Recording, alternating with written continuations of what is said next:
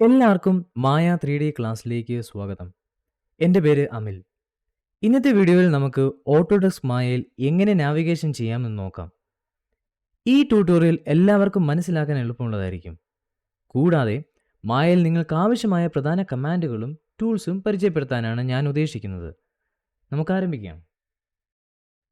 മായ തുറക്കുമ്പോൾ നിരവധി പാനലുകളും ടൂൾസും കാണാം.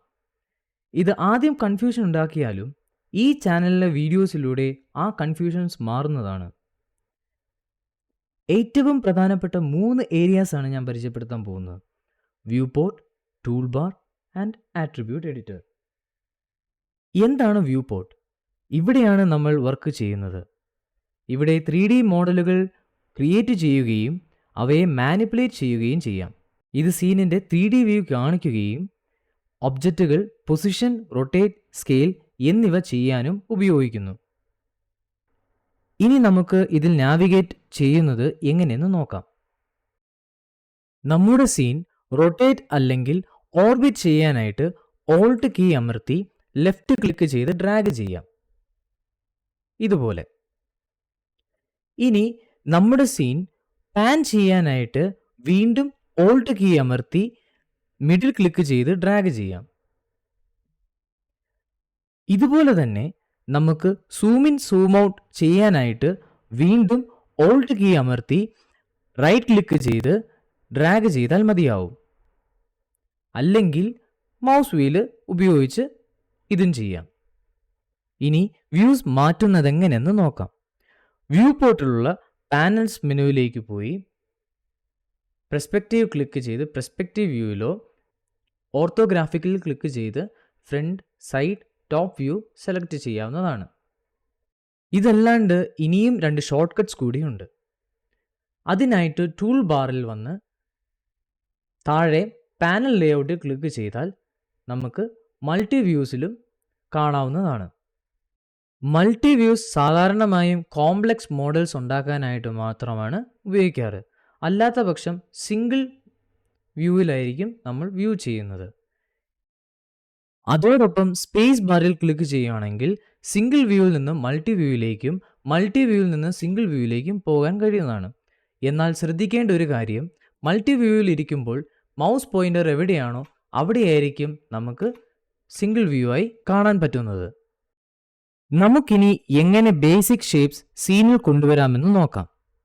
അതിനായി മെനു ബാറിൽ ക്രിയേറ്റ് ക്ലിക്ക് ചെയ്ത് പോളിഗൺ പ്രിമിറ്റീവ്സ് ക്ലിക്ക് ചെയ്ത് ഇഷ്ടമുള്ള ഷേപ്സ് സെലക്ട് ചെയ്യാവുന്നതാണ്. ഇവിടെ നമുക്കിപ്പോൾ ക്യൂബ് സെലക്ട് ചെയ്യാം. ക്യൂബ് സെലക്ട് ചെയ്യുമ്പോൾ തന്നെ നമ്മുടെ സീനിൻ്റെ സെൻറ്ററിൽ തന്നെ വന്നിരിക്കും. നമുക്ക് ഈ ക്യൂബ് ഒന്ന് സൂം ചെയ്യാം. അതിനായിട്ട് ഓൾട്ട് കീ പ്രസ് ചെയ്ത് റൈറ്റ് ക്ലിക്ക് ചെയ്ത് ഡ്രാഗ് ചെയ്യാം.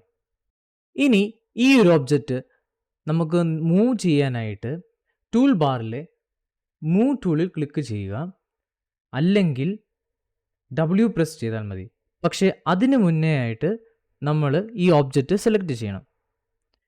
സെലക്ട് ചെയ്തതിന് ശേഷം ടൂൾ ബാറിൽ വന്ന് മൂവ് ടൂൾ ക്ലിക്ക് ചെയ്ത് അല്ലെങ്കിൽ W പ്രസ് ചെയ്താൽ നമുക്ക് മൂവ് ടൂൾ ആക്ടിവേറ്റ് ആകും.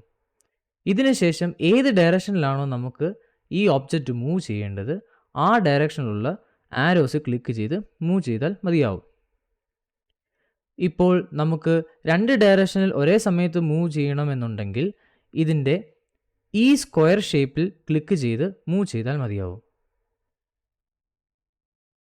ഇതുപോലെ തന്നെ നമുക്ക് ഈ ഒബ്ജക്റ്റ് റൊട്ടേറ്റ് ചെയ്യണമെങ്കിൽ ടൂൾ ബാറിൽ വീണ്ടും വന്ന് റൊട്ടേറ്റ് ടൂൾ ക്ലിക്ക് ചെയ്യാം, അല്ലെങ്കിൽ ക്ലിക്ക് ചെയ്താൽ മതിയാവും.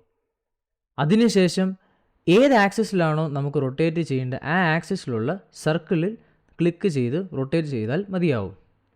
എന്നാൽ ഈ ഔട്ടർ സർക്കിളിൽ ക്ലിക്ക് ചെയ്ത് റൊട്ടേറ്റ് ചെയ്താൽ ഏത് വ്യൂവിലാണോ നമ്മളിരിക്കുന്നത് ആ വ്യൂവിലായിരിക്കും ഇത് റൊട്ടേറ്റ് ആവുക. ഇതുപോലെ തന്നെ നമുക്ക് സ്കെയിൽ ചെയ്യണമെങ്കിൽ ടൂൾ ബാറിൽ വന്ന് സ്കെയിൽ ടൂൾ ക്ലിക്ക് ചെയ്ത് നമുക്ക് ഏത് ഡയറക്ഷനിലാണോ സ്കെയിൽ ചെയ്യേണ്ടത് ആ ഡയറക്ഷനിൽ സ്കെയിൽ ചെയ്യാവുന്നതാണ്.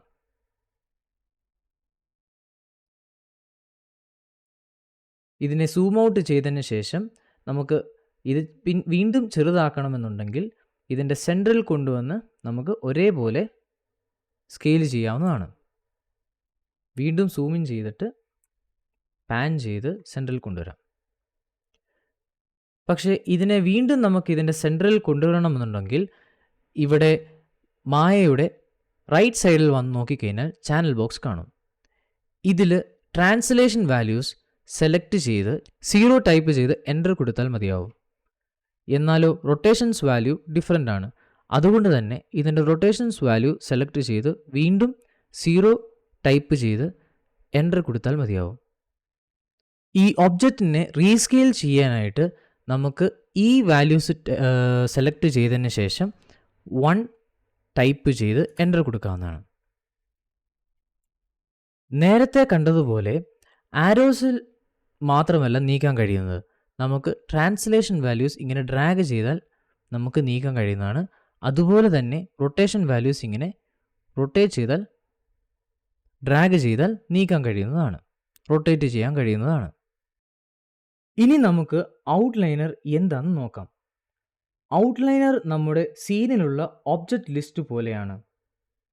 ഇത് വ്യൂ പോർട്ടിൽ കണ്ടില്ലെങ്കിൽ മെനു ബാറിൽ വന്ന് വിൻഡോസ് ക്ലിക്ക് ചെയ്ത് ഔട്ട്ലൈനർ ക്ലിക്ക് ചെയ്താൽ മതിയാവും. ഔട്ട്ലൈനർ ഉപയോഗിച്ച് സീനിലുള്ള ഒബ്ജക്റ്റ് സെലക്ട് ചെയ്യാനും റീനെയിം ചെയ്യാനും കഴിയുന്നതാണ്. ഒരു പ്രൊജക്റ്റ് സ്റ്റാർട്ട് ചെയ്യുമ്പോൾ ഏറ്റവും കൂടുതൽ മറക്കുന്നതും എന്നാലോ ഇമ്പോർട്ടൻറ്റുമായിട്ടുള്ള ഒരു വിഷയമാണ് നമ്മുടെ പ്രൊജക്റ്റ് സേവ് ചെയ്യുക എന്നുള്ളത്. അതിനായി മെനു ബാറിൽ വന്ന് ഫയൽ സെലക്ട് ചെയ്ത് സേവ് സീൻ ആസ് സെലക്ട് ചെയ്താൽ നമുക്ക് ഫയൽ സേവ് ചെയ്യാവുന്നതാണ്. നമ്മുടെ പ്രൊജക്റ്റ് .ma അല്ലെങ്കിൽ .mb എന്ന എക്സ്റ്റൻഷനിൽ സേവ് ആകുന്നതാണ്. ഇതിനുള്ള ഷോർട്ട് കട്ട് Ctrl+S പ്രസ് ചെയ്താൽ മതിയാവും.